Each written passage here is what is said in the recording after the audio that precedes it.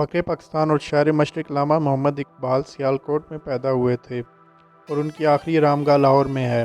ان کا مزار بادشاہی مسجد اور قلعہ لاہور کے درمیان حضوری باغ میں واقع ہے اور ہو سکتا ہے کہ آپ نے وہاں حاضری بھی دی ہو، لیکن اگر ہم آپ کو بتائیں کہ علامہ اقبال کی ایک قبر ترکی میں بھی واقع ہے تو کیا آپ یقین کریں گے؟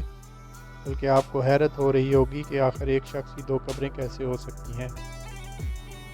سب سے پہلے تو یہ واضح کر دیں کہ علامہ اقبال کا جسد خاکی تو لاہور ہی میں دفن ہے اپنے مزار میں ہی، لیکن ترکی کے شہر کونیا میں ان کی ایک علامتی قبر بھی موجود ہے۔ مولانا رومی 13ویں صدی کے ایک عظیم صوفی بزرگ اور شاعر تھے۔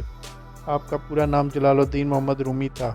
آپ موجودہ افغانستان کے علاقے بلخ میں پیدا ہوئے، لیکن منگولوں کی طرف سے بڑھتے ہوئے حملوں کی وجہ سے ان کے والد نے مغرب کی طرف ہجرت کی، جہاں مولانا نے بالآخر کونیا کو اپنا ٹھکانہ بنایا۔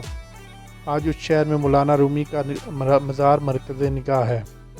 مولانا کا شعری مجموعہ مثنوی اس وقت مقدس آسمانی کتابوں کے بعد دنیا میں سب سے زیادہ پڑھی جانے والی کتاب ہے۔ دنیا جہاں سے لوگ ان کے مزار پر حاضری دیتے ہیں، جس کے نواح میں ان کے شاگردوں کی قبریں بھی موجود ہیں۔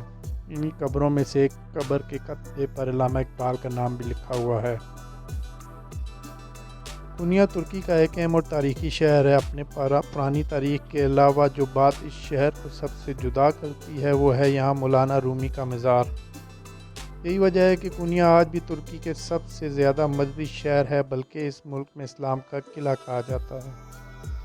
یہ علامتی قبر دراصل علامہ اقبال اور مولانا رومی کے روحانی تعلق کو بھی بیان کرتی ہے۔ یہ تعلق کتنا گہرا تھا اس کا اندازہ اقبال کی شاعری میں بار بار ہوتا ہے۔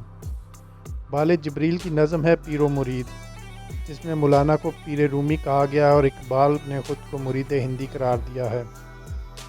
شاید یہ علم ہی ہے جو زمان و مقام کی پابندیاں توڑ دیتا ہے، ورنہ کہاں 13ویں صدی کے اوائل میں پیدا ہونے والے رومی اور کہاں 19ویں صدی کے آخر میں پیدا ہونے والے اقبال۔ دونوں میں 670 سال کا فاصلہ تھا، لیکن علم کی دنیا میں یہ صدیوں کا فاصلہ بھی کوئی معنی نہیں رکھتا اور ان حدود کو یہاں تک توڑ دیتا ہے کہ آج ہمیں اقبال رومی کے مزار کے سائے تلے بھی نظر آتے ہیں۔